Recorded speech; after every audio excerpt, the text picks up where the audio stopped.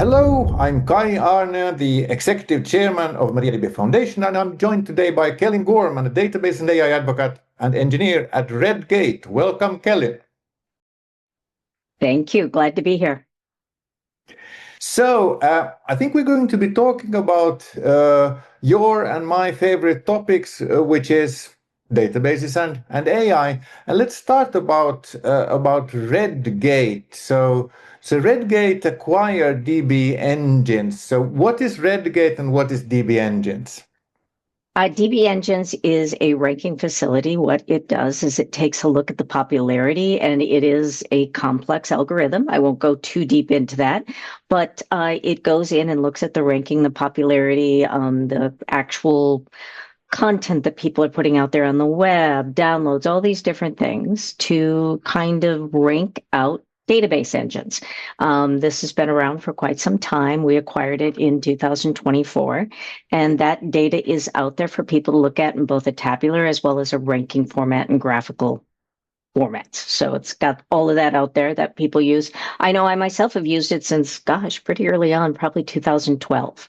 Mm-hmm. Yeah, so you think it's the main ranking place? So is that the role of DB Engines from a general, shall we say, database industry perspective? It's one of them, definitely. It's the main one.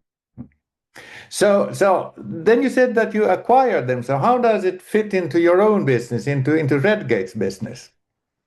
I think for database technology, because we are a multi-platform product, we do everything from DevOps to monitoring of database platforms itself to, masking, security, all of those things that we do normally with our products, Redgate products such as TDM, Flyway, Redgate Monitor, that having something like this really kind of goes hand in hand to tell you, are the database platforms that we work with also compliant with what people are talking about, working with, and using day to day in their organizations.